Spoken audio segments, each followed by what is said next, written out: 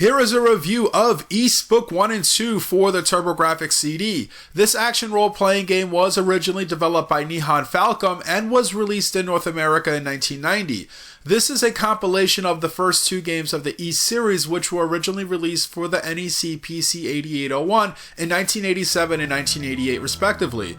Despite Ys Book 1 and 2 containing the first two games in the series, it's played as if it were one game, meaning that you must complete Ys 1 before you can move on to Ys 2, as the storyline for Ys 2 picks up immediately after Part 1.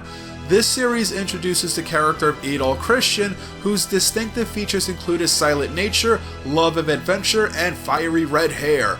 Now I will turn it over to the narrator to tell you about Ys. Ys, the ideal utopia. Once a country so peaceful and prosperous. A country where children were as free as the wind. A country where harmony blew through the hearts of all men. Ys, a kingdom ruled by the wisdom and charity of its 6 powerful priests. An empire watched over and blessed by the enchanting aura of its 2 beautiful goddesses. Ys, the seemingly tranquil paradise suddenly pulled from the height of its civilization to the empty abyss of infinite isolation. How could such a land of promise simply vanish from the face of the planet? How could such prosperity be forgotten? The legend has been silenced for over 700 years. And now, the mystery unfolds.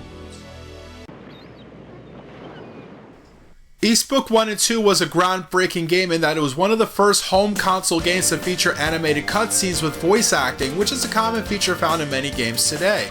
At certain points throughout the game, you'll be treated to these scenes to advance the game's plot. On a personal note, when I was younger, I used to record all these scenes on my VCR so I could play them back again and again. It was something that I was very impressed with back then and still am today.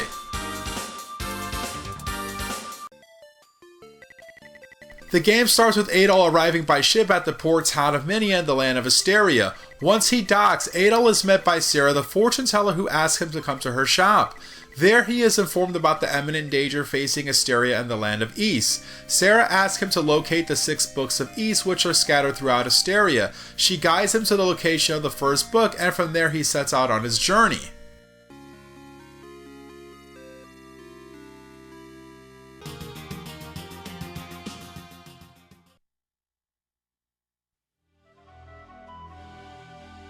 Are you here to rescue me? While your main task in Ys 1 is to recover the lost books, you'll rescue kidnapped villagers and also deal with strange occurrences like the theft of various silver items from townspeople. Initially thought to be the work of thieves, it's revealed that a man in a black cape was responsible for the thefts, and it turns out that he is a descendant of one of the 6 priests. Dark Fact is responsible for the turmoil in Asteria, and you'll confront him in Darm Tower. Once he is defeated, you'll recover the last of the 6 books and then get magically transported in the sky to the land of Ys.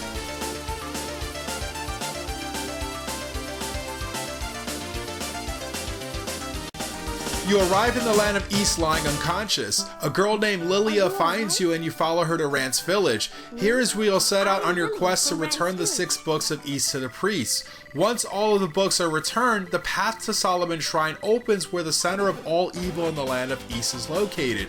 Even Adol himself will suffer at the hands of the demons. Along the way, several villagers are captured and are used in sacrificial rituals conducted by the Dark Priest Dallies.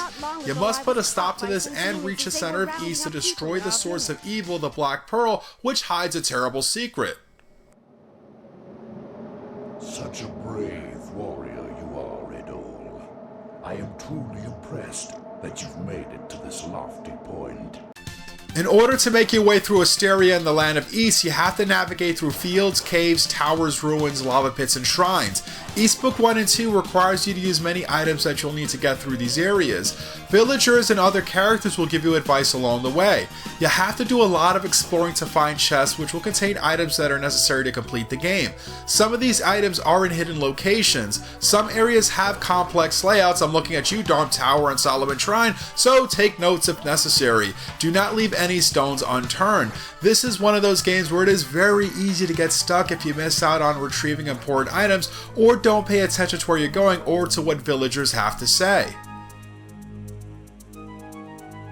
Now let's talk about one of the most interesting features in East Book 1 and 2, and that is of course the combat system. While Adol roams the countryside of Asteria and other locations, he will come across monsters known as the goons in this game wandering around.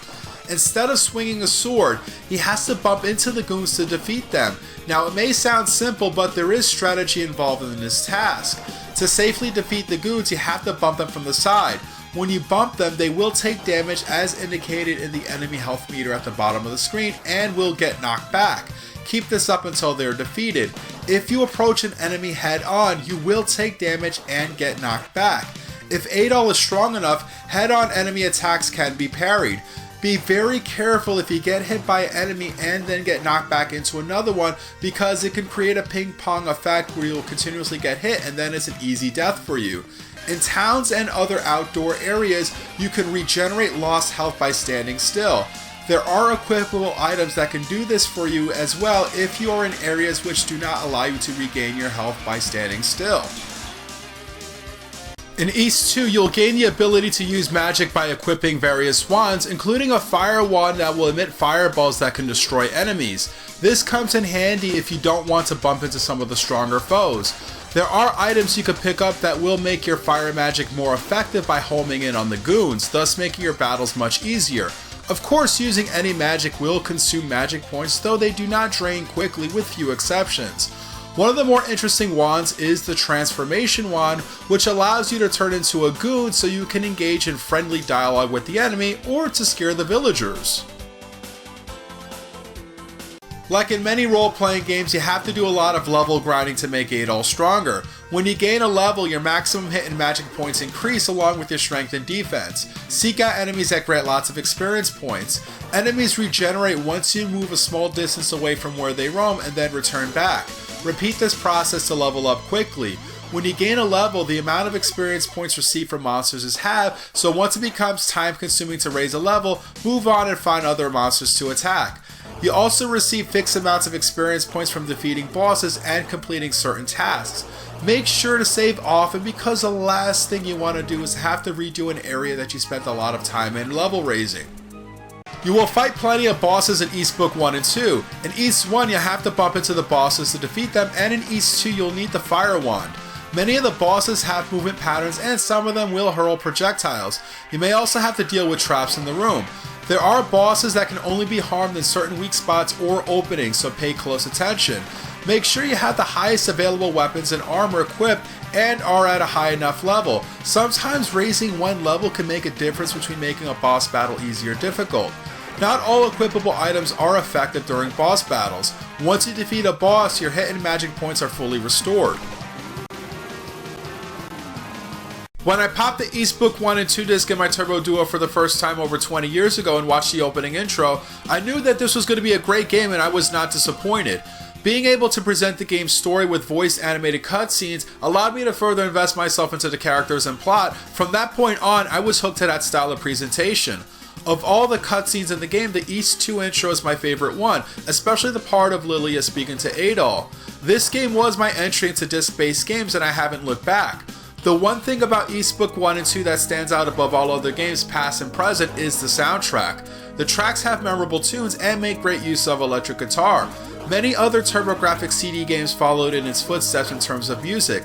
The popularity of the game's soundtrack has led to many releases on CD over the years. It's my favorite video game soundtrack of all time, and I listen to it regularly on my MP3 player. I like that they presented this compilation as a single game as opposed to two, since the storylines are intertwined, and East 1 on its own is a bit short and limited in terms of locations to explore. By combining the two together, you have a long quest with diverse areas and items to discover, and once you get into it, you wish it could last forever. I've beaten this game many times, so I find East Book 1 and 2 to have lots of replay value. The game is challenging in that many of the areas have complex layouts, and you need to make use of the dozens of items you'll find throughout the game to navigate through each location, so it's not entirely straightforward. Experienced players can complete it in under 10 hours. While the concept of bumping into the enemies to defeat them is a bit odd, though in East 2 you get to use fire magic, I found it to be memorable and that's a good thing. It can take time to get the hang of precisely lining yourself up against the enemies since Adol can move in only 4 directions. For inexperienced players of role-playing games, it is easy to get stuck if you don't pay attention to what the villagers have to say and not thoroughly explore each location. You'll have to do lots of backtracking as well. There are no maps to track your progress, as this was released during a time where you had to figure out a lot of things for yourself, so no hand-holding here. East 1 and 2 has been released for many different platforms over the years for both console and PC. This is an absolute must-have game if you own a TurboGrafx-CD or Duo. This is one of the best games for the TurboGrafx, and it's one of my favorite video games of all time. I hope you enjoyed this review, and as always, thanks for watching.